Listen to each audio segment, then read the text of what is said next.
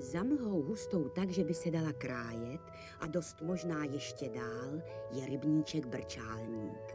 Ve dne je docela obyčejný, ale sotva ho večer přikryje černočerná tma, začnou se tam dít podivuhodné věci. Nejdříve to ve vodě zažbluňká, pod břehem zakuňká, v rákosí lupne, ve vrbě hrkne a teprve potom se objeví rákosníček. Je to skřítek neposeda, zvědavý jako opička a tak už nedočkavě vyhlíží, až se na hladině zatřpití první hvězda.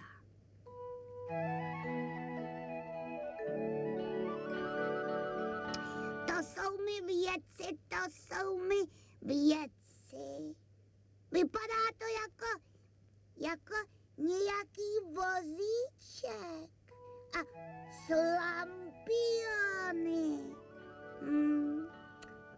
Ale nejezdí to nějak. Asi to bude porouchané. To se ovšem musí neprodleně opravit. Julie, bludička Julie. No tak, Julinko.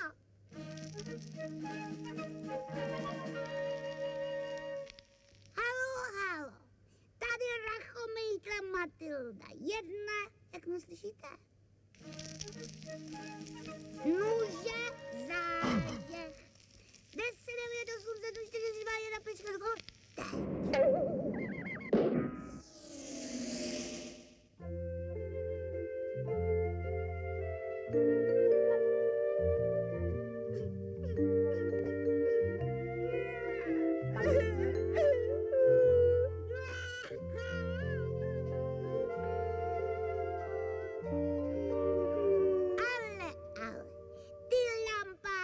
nebeská, místo rozsvícování hvězd tady natahuješ moldánky.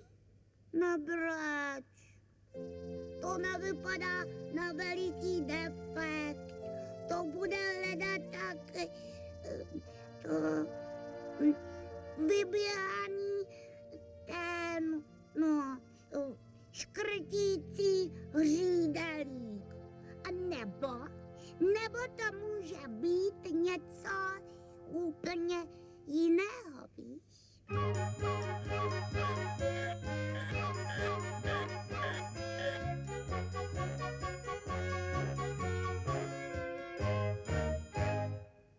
Podařilo se to? No, já mám za to, že tahle rachotina patří do starého železa, jelikož vypadá, že už nikdy nepojede, víš? Leda.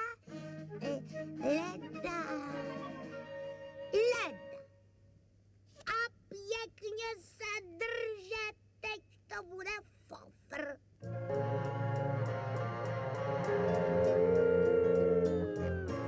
To je ale úplně pospátku. Ne tak moc rychle. Ne, brzdi.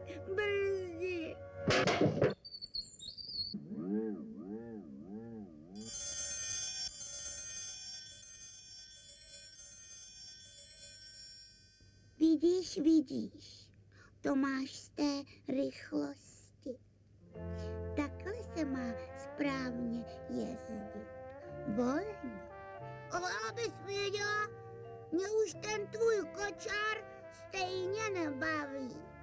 Když budu chtít, sestrojím si hravě něco lepšího a taky rychlejšího. A předjedu tě.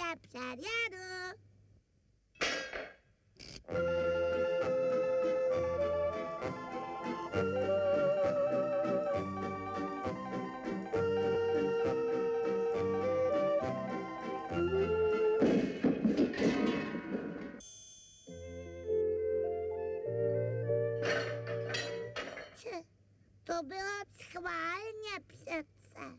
To si nepoznala.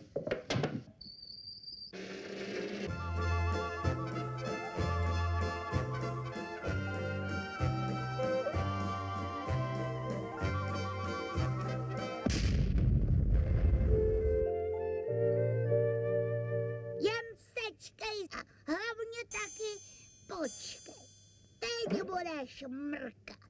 Teď to bude to pravé a spolehlivé a kosmicky rychlé.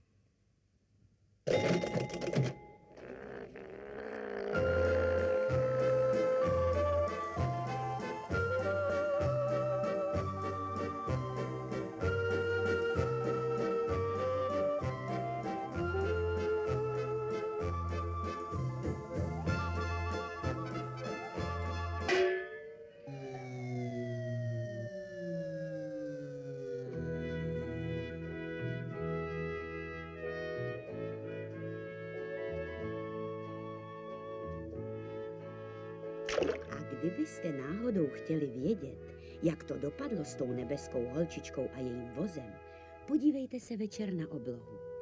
Najdete tam 7 jasných hvězd. Že se jmenují Velký vůz, to ví přece každý. Ale proč jezdí po nebi tak pomalu a opatrně, to víte jenom vy a rákosníček.